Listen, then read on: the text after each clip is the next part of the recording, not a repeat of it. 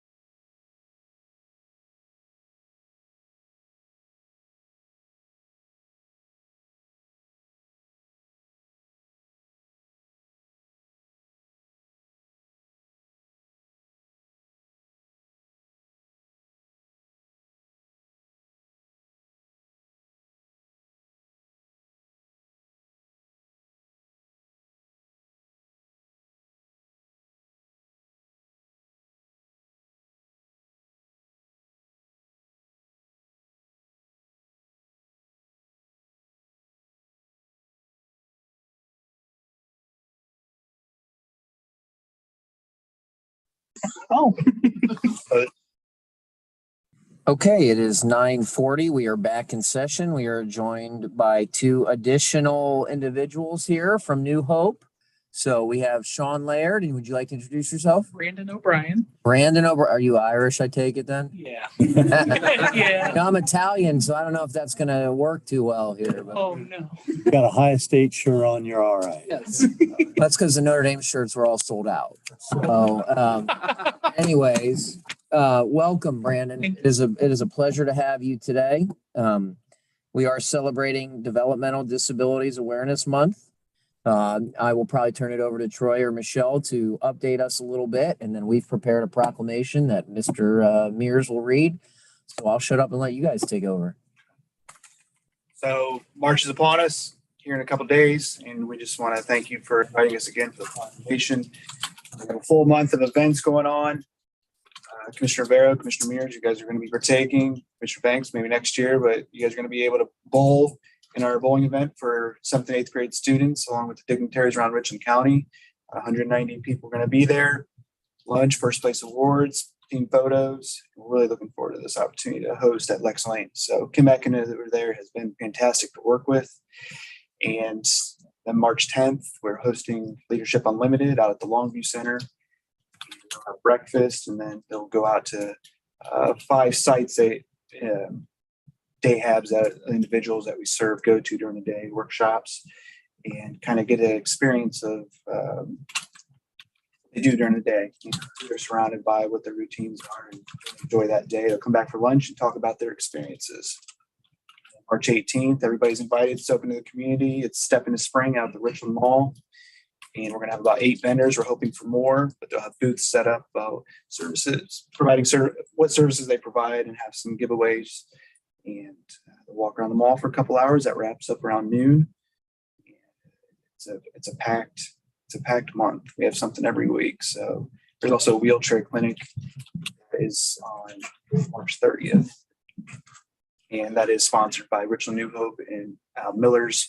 And they're going to, anybody that might service wheelchairs or in a wheelchair can bring their chair out and get it serviced there and learn how to fix them.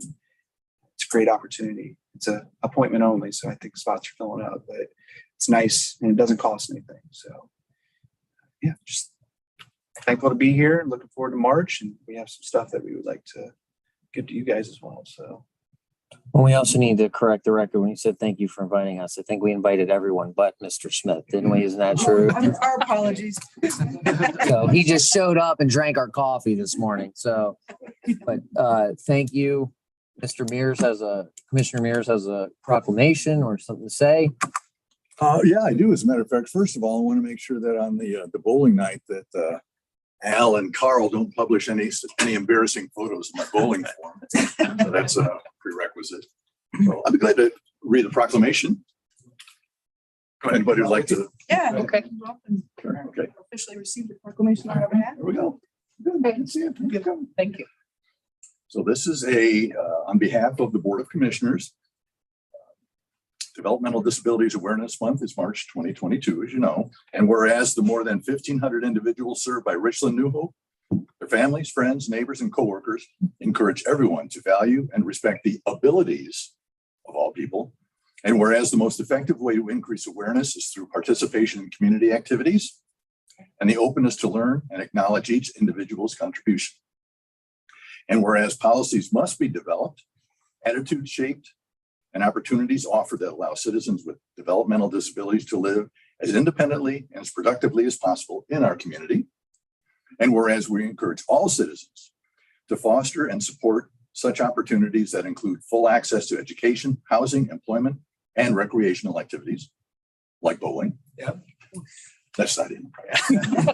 Now, therefore, the Richland County Board of Commissioners do hereby proclaim March Developmental Disabilities Awareness Month and offer full support to efforts that assist people with disabilities to make choices that enable them to live successful lives and realize their potential in witness thereof. We have set our hand. We've all signed this February 24th, the year of our Lord, 2022, and it's got our autographs on there. Okay. So thank you for accepting this Okay. on behalf of the Board of Commissioners. Well, thank you. Thank you. Very much. Thank you very much. Brandon, would you like to say anything? No, sir. You sure you don't want to tell us who you like better, Michelle or Troy? Or you sure? We worked Yeah, together for a while. We You know worked my for a case. while. I think Troy. Thanks. We do want to thank the commissioners. You guys have always been very supportive of our programs and everything that we do in this community. It truly is a team effort. Nothing we do is in a vacuum. And our goal is always to do better.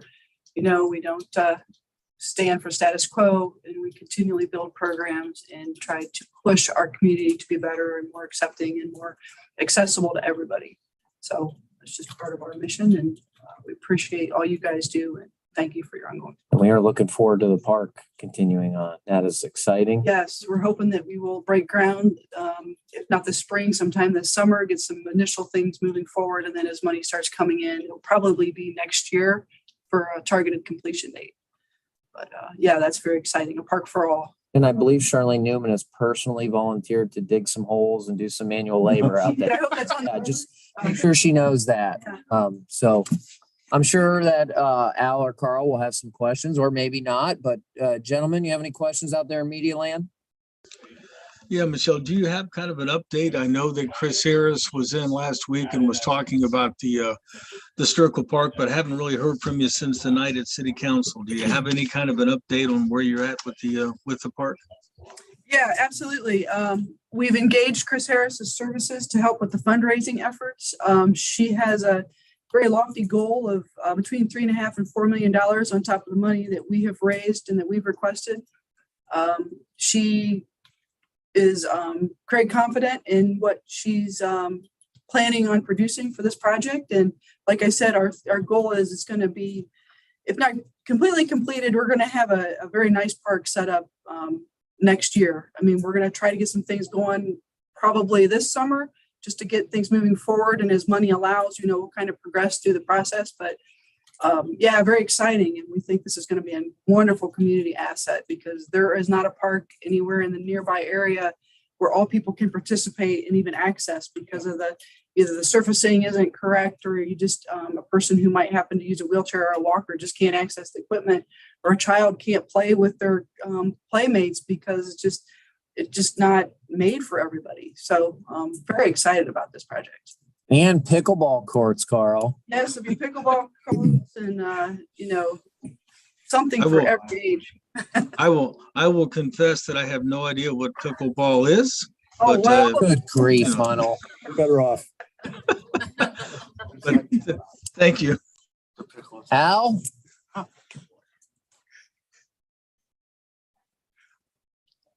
I don't have any. Thank you. Michelle, I do want to say your point about there's nothing in the area. I visited a number of them in the Cleveland area, and they are really very different, so inclusive. It's a quantum leap from what I've seen around here. yeah, it's not. Criticizing the current parks, but they're not parks for all. They have their limitations. But when you see them, you think, "What? This is cool. This is very cool." Yeah.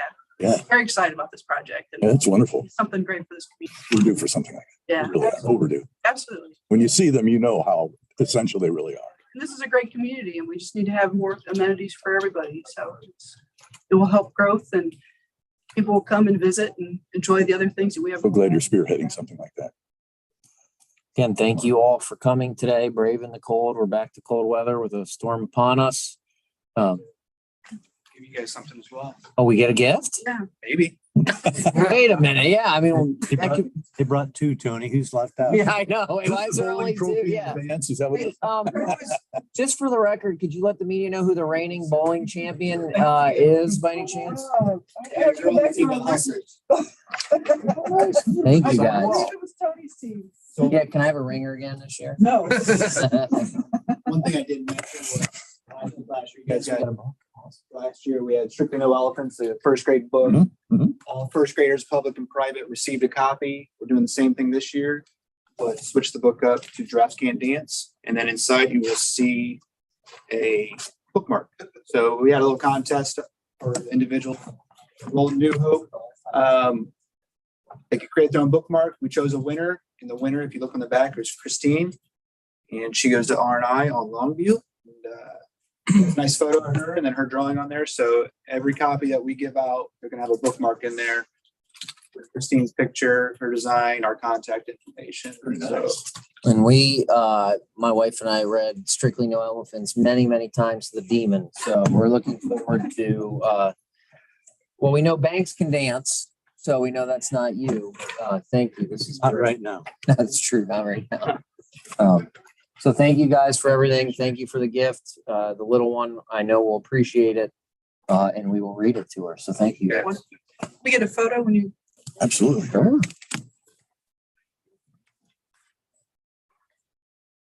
Against this wall or against this?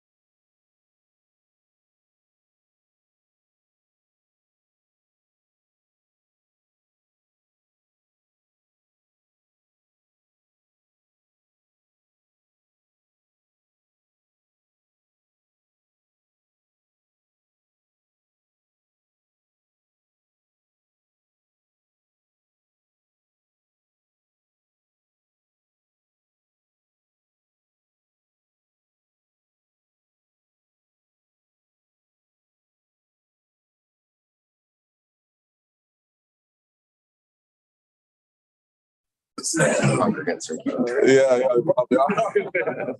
Okay, it is 10 a.m. And anytime you can be joined from individuals from Shelby, and it's not Maryland, John, it is a great day in the commissioner's office. So for those in media land, we have front and center, Mr. Cody Albert. You just saw this young lady Tuesday, Ms. Jessica Gribben. The wonderful Mayor Steve Shagg is here. It's one of our finest county or city engineers. Joe Geis is here. And I feel like the lady I'm going to introduce next, I see her all the time, and that is Jody Perry. I see her more than my wife, for crying out loud. So welcome. Just so you know, we have the media online there. So be careful what you say. You can say bad things about them. We're okay with that, but just be careful. But you do have Al and Carl from media, and we're going to turn it over to talk to us about something that's going on in Shelby that we all know about. Right. Thanks for having us, commissioners. We're excited to give you an update today on our downtown revitalization projects. I know we visited with you back in 2019, late 2019, and you voted to support the project. And we're back today with a more specific request on how you can help support the project and see it to fruition. So if we can jump to the next slide, I'll give you a quick update. So phase one, which we've presented this to you in the past, Main Street Streetscape is on schedule and on plan. We should see completion of that this fall. We've actually already seen the lead line replacement project near completion in downtown Shelby. So phase two, which is really what we're here to talk more in detail about today, is Black Fork Commons Plaza. It's the second phase of this project. It is located in Black Fork Commons in downtown Shelby. I hope you're familiar with that space. Today, we've had great momentum. We've raised $1.4 million in both public and private dollars. You can see a list there to the right of the donors. So we've raised those dollars from about 14 donors, including the state of Ohio and the city of Shelby. We anticipate that the project could be completed the fall of this year if everything goes as planned and we're able to close this funding gap. We recently got our bid package back, and it was over budget. So we'll talk about that more towards the end of the presentation. And then, as you're aware, there's a third phase of this, which will come in the future. Jump to the next slide. So there are three phases, like I said. Oh, go back down now. You're fine. I can't Doing click page to page because it was a PDF. Yep. There you go. So three phases: Main Street Streetscape happening from Gamble to Broadway on Main. And then again, what we're talking about today, the Black Fork Commons Plaza there you can see sits south of Main Street and west of the Black Fork River that runs through downtown. If we want to jump to, actually, I'm sorry. I asked you to jump and I want you to go back up. Just a couple of notes on this. So if you're not familiar with this area, you can see the floodplain outlined on this map here, the light blue line. So this area was probably received the most damage during our most recent 100-year flood back in the early 2000s. And the majority of this land was mitigated both by the city and FEMA. And so we've had some creative uses for the space, and we'll see some additional things that we'd like to bring to the space to revitalize the area. Okay, now we can go to the next slide. Thank you. So these are the detailed plans that we've worked with the Edge Group on developing. You can see the plaza area there receives a lot of development. A pop fountain, a paver plaza, seating wall, great so that people can grab food from downtown businesses and eat outside. It's anchored by a fireplace and a pergola towards the back, and then a pump house. I will note that all of these features have been designed to withstand flooding. The pump house specifically, so all the mechanicals needed for the space are elevated above the flood level in that pump house. In addition, you can see there to the top left, the current shelter that exists. That's where our farmers market's housed. So there's some additional enhancements and improvements to that space as well. And just outside of this is the movie theater. Sorry, yep. Go ahead. Couple quick questions. The pop fountain, could you define that?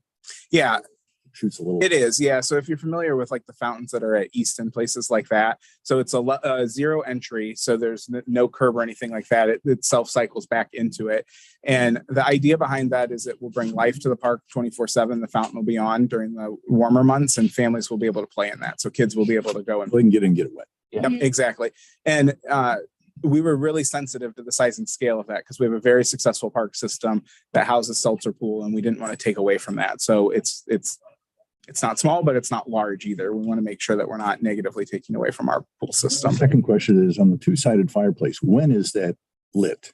It will. Does it?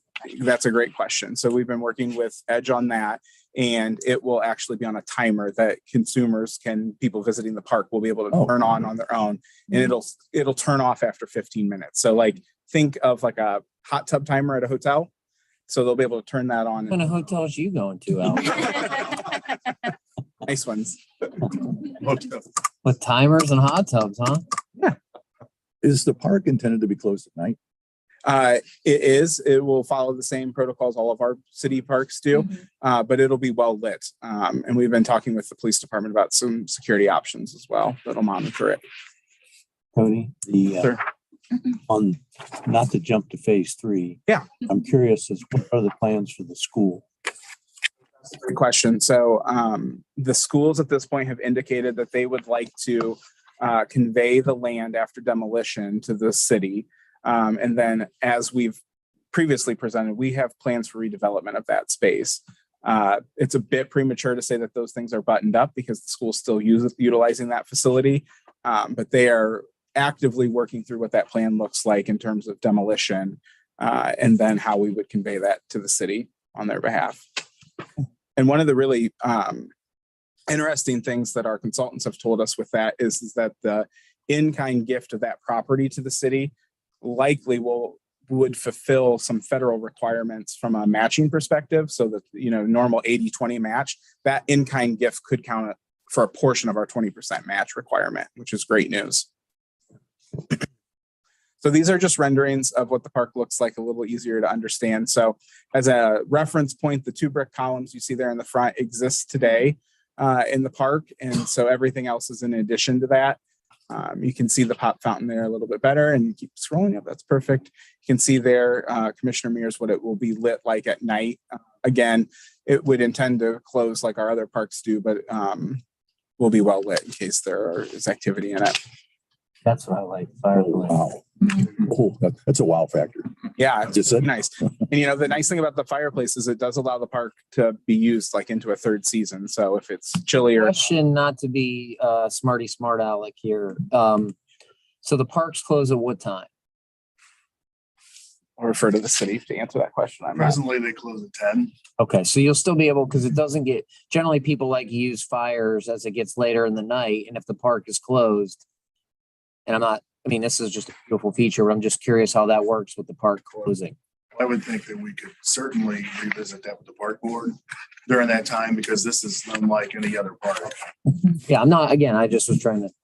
Good question. And related to the fireplace, this rendering doesn't show, but it does have a glass enclosure on the front of it from a perspective. Yeah, exactly. 2-year-olds walking up. And, Yeah, we've spent a lot of time engineering that piece to ensure that it's some kind of like layered glass or something, so the outside would be cool, even though it's going to be hot. It will be somewhat hot, but there's safety signage on it that'll indicate that it's hot. So then, as fire hot. They have that. I will. Lawyers in America. Yeah. If the top left image there, you can see kind of a coffee table, what looks like a coffee table. That's actually one of the original millstones that is currently at a city facility in storage. So we'll take that back out of storage and put it into the park, which will be nice. We found that in underneath one of the houses we demolished during the FEMA project right there in that park. So thought it'd be neat to put that feature back in. And I'll double down again. If you look at the bottom left image, that's the pump house for the fountain. And again, all of the mechanicals for that are, I think, at least they're 6 or 7 feet above ground because you'll be able to walk under them. So again, if heaven forbid this area floods again in a 100-year flood, we'll be able to pressure wash everything and kind of return it back to. The Black Fork ditch petition. There you go. We got plans for that. A quick question. Apparently the pergola is going to be illuminated. You got lights. It is. Yes. Yep.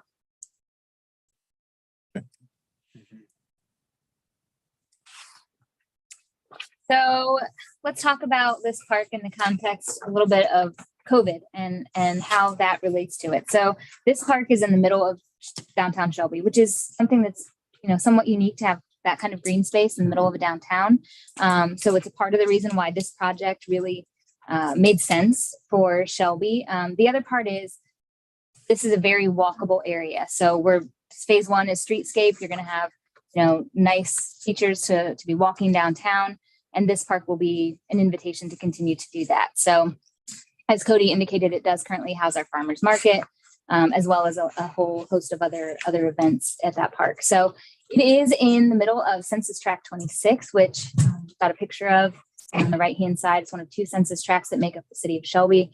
The median income in Census Tract 26 is $39,000. Further, Block 4, if we shrink it down a little more, the block group that park exists in, median household income is $35,000. So, and then I'll even take it a step further. The median income for the school district of Shelby, so those that will be mostly utilizing this park, is $32,520 from Ohio Department of Education. And Jessica, 2020 number. I don't mean to stop you there, but I'd actually like to turn this over to our county administrator, Andrew Keller, to explain the importance of census tracts and how that could play with ARPA should the 3 of us approve an appropriation of Rescue Plan Act dollars. And Andrew's actually the brainchild of this, who was very creative in figuring out, should we make a contribution, how we can make a contribution. So I'll let Andrew speak to that. Yeah, for those who might be wondering the importance of these household income statistics, parks and plazas and downtown areas are not necessarily eligible for ARPA funding. But what can create eligibility is if those parks are located in what we call a disproportionately impacted community. That's how the Treasury characterizes it. And so for that reason, Jessica and I did a deep dive into determining whether or not this area could qualify as disproportionately impacted community so that the county could then partner with some American Rescue Plan Act funding. And of course, through looking at U.S. Census Bureau statistics, which Jessica was really helpful with in retrieving, we determined that this is a community that has been disproportionately impacted by COVID-19. And therefore, it allows the community and the county to respond with American Rescue Plan Act funding towards this project. And Jessica pointed out, it's going to meet a lot of needs in the community. Open space, fresh food to the farmers market, the ability for mental and physical health and exercise, and it's going to be safe with the lighting and the accessibility for both families and individuals and children. And so these statistics are important for federal purposes, and they're also accurate. It's the most recently published data. So correct. So just echoing what Andrew just pointed out, this park has a lot of those needs that disproportionately affected areas face. So we looked at our Healthy Shelby Coalition Community Health Survey results. Mental health and inactivity are rated among the most significant health problems and having the greatest impact on the overall health in the community of Shelby. And further, healthy communities, as defined by the people who live in Shelby, offer places to gather, green spaces, recreational opportunities, utilizing outdoor spaces and parks. So it's kind of a direct correlation to that need. So it does offer proximity, being right downtown. It's very accessible. There is some parking there, but it's also very walkable for the census tract that it exists in. There are lots of free activities that happen at the park, including Shelby Bicycle Days. Marvin Memorial Library often has children's programs there. Several churches have different programming, both in the park and in the amphitheater. The Rotary Club offers family movies during the summertime. as well as the Renaissance has partnered to offer a children's concert series at the park. So all of those reasons make it kind of the, what do we call it, the living room of the community. So that is what we hope this park will address. And obviously, physical activity and being outdoors positively affects mental and physical health. So. And may I add, the walkability factor is very evident over the years. At bicycle days or football games downtown, anything happen downtown, I've seen people walking in this track, making their way down sidewalks. Believe it or not, people still do walk, and groups of young people, groups of children coming down to enjoy downtown events. So the walkability factor it's been demonstrated already. Absolutely. Thanks, Mayor. So I'll just do a quick recap of the timeline for phase 2. So when we first partnered with Edge on this project, the original project estimate was $900,000, and that was provided by the Edge Group and K. McCartney and Associates. And then over the next duration of 2022, our group raised the $1.4 million we talked about earlier, again, from a handful of private donors, and then the state and the city of Shelby both made some commitments to that as When well. you're talking about the 1.4, this is where I just wanted to make sure I understood the math. Yep. I was following the math. So we're talking about phase 2 right now, right? Yes. So you guys have raised 1.4 for the phase 2. What was the original estimate on the phase 2? 900,000. Okay. And we raised 1.4. And so you're probably asking, if we went out to bid at $1.1 million and it was over budget, what's the gap? Well, right. That's what I'm trying to 1.4 million accounts for design, engineering, and project management costs as well that are associated with the project. So some of those costs have already been incurred. So when it goes out to bid, that's what's left. Yeah, what went out for bid is purely the construction cost of the project. So what does not account for Edge's fees, K. McCartney's fees, and then a project manager. How much of the 1.4 have you guys spent? 65,000 probably. But you anticipate having We'll incur additional expenses related to design and engineering. So what's the anticipated design and engineering total cost? A total of 300,000. 300,000. Yep. Okay. And the project management. I don't know if you said that. I'm sorry. 0.1. So there's the 1.6. So there's your 500,000. Correct. Yep. Yeah. So we went out to bid in December of 21 at $1.1 million. And opened those bids in early January of this year and discovered that we had a shortfall of $500,000, $500,000. The lowest submitted bid was $1.6 million. So I'm going to turn it over to Joe to kind of address construction increases and labor increases, and then talk about a supporting document that we have from the Edge Group around those too. So you can see as the original estimate when 2019 was 900,000, by the time they got designed, it was already up. Their estimate of 1.1 million. And when we put it out for bids, it was at 1.6 something was our lowest. Talking with contractors and some of the engineers, the inflation costs and the availability of materials is hurting the construction industry big time right now. And I'm sure you'll find that out in your jail. Taking your jail out, and if you haven't already, but that has caused a lot of problems with this job and our other jobs of getting the project under the estimate, or so forth. So that's where we're coming up with that additional shortfall. The Edge Group did submit a letter to us stating that same fact, and I've talked with other engineers, and it's going to be very tough construction season coming up in the future. I would also add, knowing that prices were increasing, we went back to Edge and we all sat down and went through the project line by line and said, where are places we can cut costs without affecting the integrity of the project? Because at the end of the day, we want the park to be a certain way, we want it to look a certain way, and we have obviously got donations based on that. So without affecting the integrity of the project, we have made cuts that we thought could save some funds without changing the project. What did you cut? There's been some adjustment to the paver bed that will be under all the pavers. We had some limestone that became concrete. Yeah. Reduction in a lighting package, still at a safe level, but kind of took the bells and whistles off of it. Those type of things. I think the bigger one of the problems with taking some things out of the project too is they've sold these features of the project and that we have donors for that. So to take that out now would be a very rough going back to those donors. So how long is okay, I mean, math is math. You guys are showing you're short about $500,000. My gut tells me I have a feeling what your formal ask will be here in a second. But how long is that 1.6 lowest bid locked in for? Meaning what's the time? It's not locked in. So how do we know?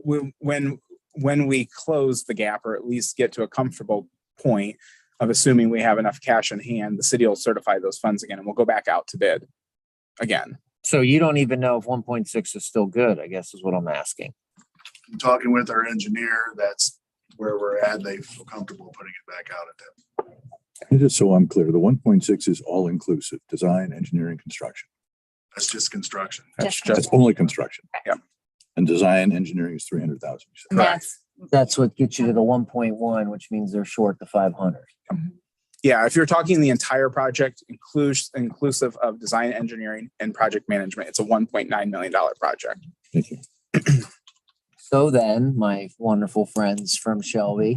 Yes, we would ask that the commissioners consider contributing $500,000 to this project to help us close the gap on this so that we can go back out with our shovel ready project and get this by the end of the year.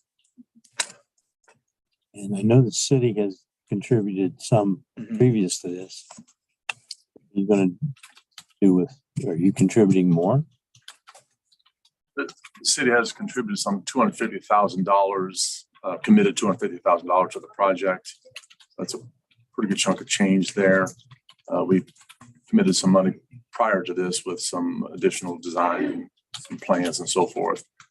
We had appropriations meeting last Thursday and the project was presented with the shortfall. We had informed the council we'd be coming to the commissioners, and Carrie Kemmer was there to present on behalf of the CIC, and Joe explained things. I believe the sentiment around the table, I never want to speak for city council, but I believe the sentiment around the table that we are willing to put more financial energy into the project. Of course, we're making the ask of 500,000, but we explained to them that there, as Andrew said, if something went south, that somehow this was seen by the auditors as not a worthy project under ARPA funding, that we would be responsible to pay back the county commissioners. They're aware of that. And at least again, around the table, there seemed to be an agreement that that would be something that they would be willing to enter into this agreement with that knowledge in mind. So the 250 has already been It's accounted for. It's already spent, accounted for. Accounted for, yes. Yep. So You'll need 500. Alan, Carl, I don't know if you guys caught that. That's an important piece to the puzzle. Should we decide to allocate Rescue Plan Act dollars? We fully believe, due to the ingenuity of Mr. Keller, that this would meet the guidelines.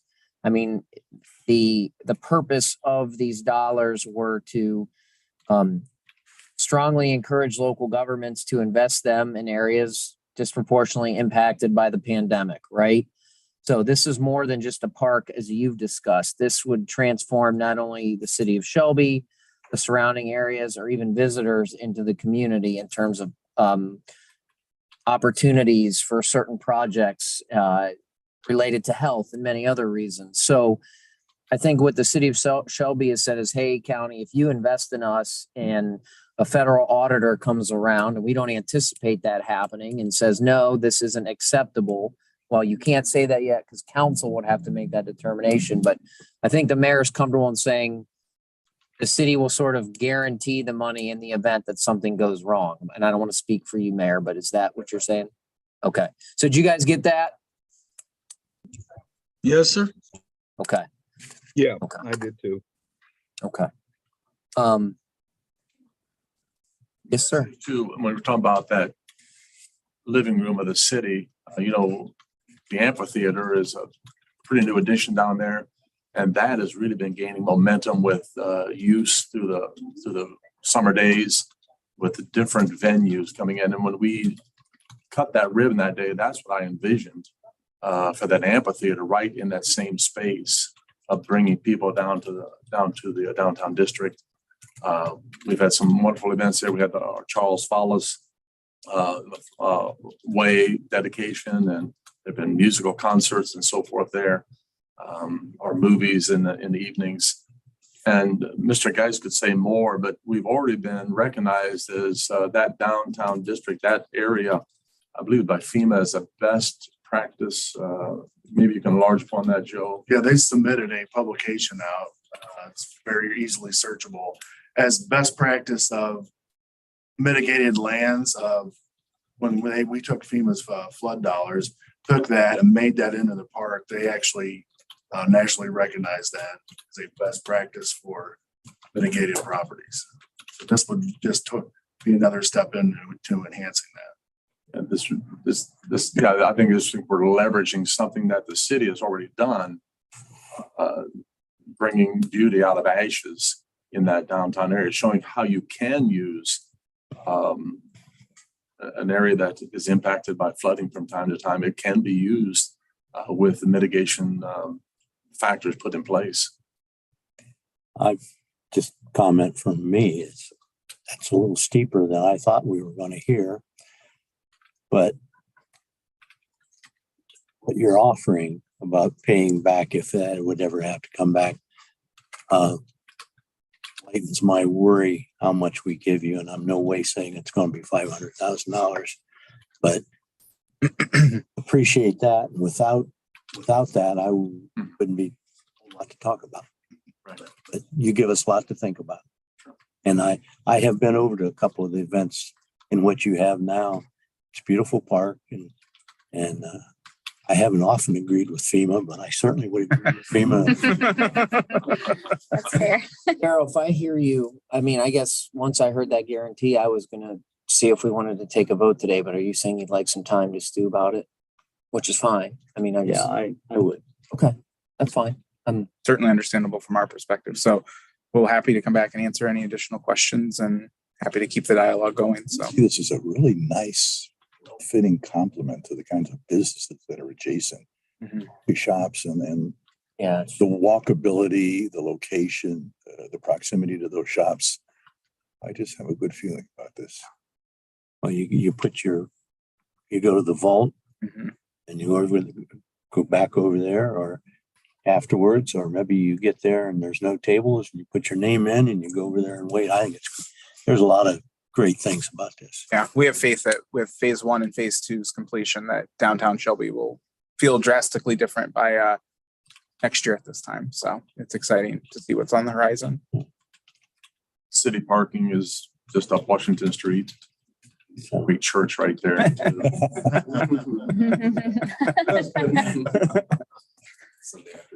Sunday afternoon services. That's right. You've all done a lot of work. Okay. Thank you. Yeah. Well, I want to thank the CIC and Carrie and Jake. They have really, and Jessica, just, I don't know if we could fully understand all of the time and energy that these young people have put into this and how they've been able to pull together financial resources. At the same time, financial resources being put into the school project and the new sports complex. Just the city of Shelby has been very generous. We have some great community partners that have bought into this big time. And that's why we're coming. That was the project that they envisioned as was presented by the Path Forward group. That's why we want to keep it whole. This is how it was presented. And so, the city of Shelby is not just sitting there saying, we're just saying, would you help us continue that energy and that momentum and get across this finish line?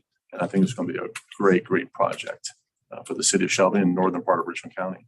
So we'll get it on our agenda for next week because again, time is the essence because of costs. Yeah. So we want to keep the momentum moving. Thank you again for presenting today. I have seen the project. I have a former employer that is contributing money, and my wife's employer is contributing money. So it was good to see that. My wife and I met in Shelby. Our kid was born in Ohio Hill, Shelby. So, call me a little biased. Shelby's been important to our family. It's a special place. It is. So even with Marilyn living there, we'll just kind of, we'll make our decision excluding her. So, but we'll get it on our agenda for next week. I won't say for sure, but I think I'm pretty supportive. We just need to look at the numbers and consult with our rescue plan expert, but I'm hopeful you'll get the answer you want to hear. And with that, we'll turn it over to the media because we also have a 10:30. Okay, just a couple of quick questions for me. The 500,000, if the county contributes that, does that come from regular ARPA or does that come from lost revenue ARPA? Keller? That would come from the regular ARPA, Carl, as you call it. Yes. So in other words, the more restricted ARPA funds it would be coming from. Yeah, I got a lot of words for ARPAs, but restricted and other things like that I'm trying to keep track of. Mayor Shag, has in the 250,000 that the city has contributed so far, where did that come from? Was that general fund or was that ARPA? And do you have plans to contribute additional ARPA money? That is committed from general funds. And I believe council would certainly consider contributing something from our ARPA funds as well, if need be.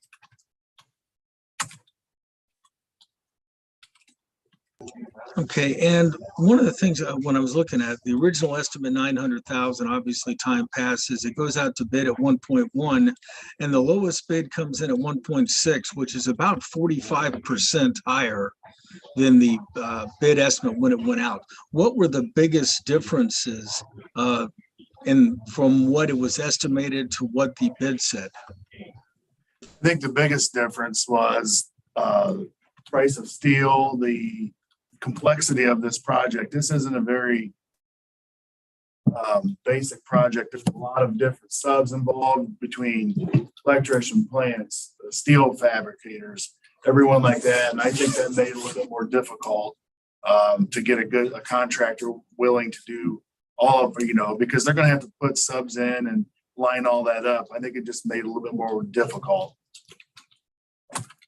Okay, how many bids did you actually get for the project? Received 2.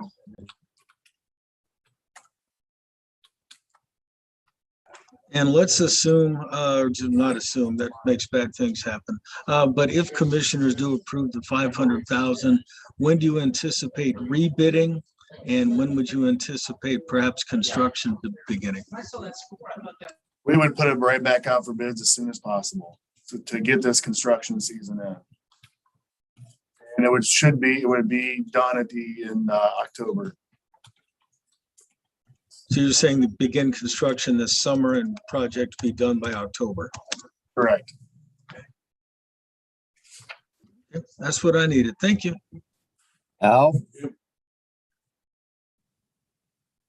Yeah, a couple of questions along the line of that last question that Carl asked. Do you have any fears that because of the way inflation is going and the economy is, that you could end up with something even higher than 1.6? That's why I asked that question. It's certainly a fear, but again, the conversations we've had with our design and engineering partners, we feel pretty confident at this point that because of the short time frame, if we went back out to bid now, 3 months later, it probably won't have increased too much. And I'm assuming some of those cuts that you made are probably going to help with that too. Correct. Okay. Cody, I'm sorry I didn't get your title and who you're with. Yep. Cody Albert. I'm the vice president of the Community Improvement Corporation of Shelby.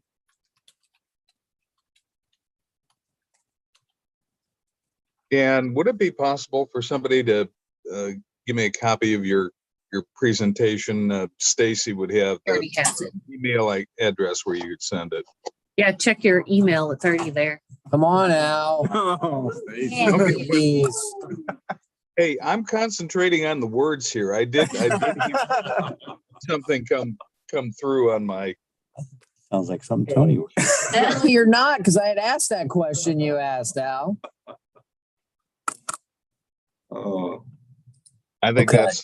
That's all I had. Carl usually beats me to the punch and asks all the good questions, and My biggest concern is need to lock in contractors, and I foresee a scarcity of available contractors if you don't actually. So Stacy, what's next week look like? And you guys are welcome to come back again or not. But let's try to get that set up. Okay. We'll get that set up for next week. Thank you all. Thanks, Commissioner. Yeah, I thanks. appreciate your consideration. Thank you, guys. All right, we're gonna take a very quick recess. We're a little behind here. And then we'll come back. Some of them aren't quite as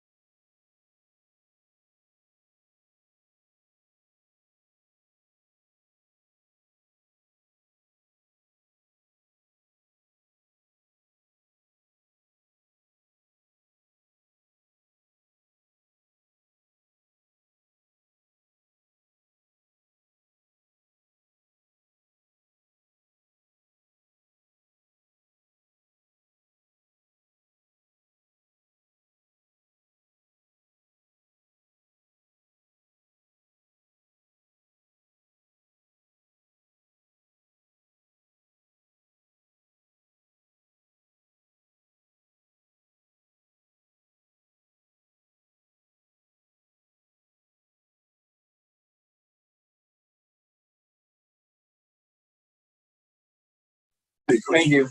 Thanks, everyone. Are you guys? Okay, it is 10:42. We're back in session. We're joined by Janet Brock from our Child Support Enforcement Agency. At this time, we'd like to go into executive session to discuss discipline and our employment. I'm sorry. Employment in our Child Support Enforcement Agency department or agency, actually. I have all good people. Sorry, I had to stand in there. Motion, Daryl? I'll make a motion. We do that. I'll second that. Commissioner Vero, Yes. Commissioner Mears, Commissioner Banks. Yes.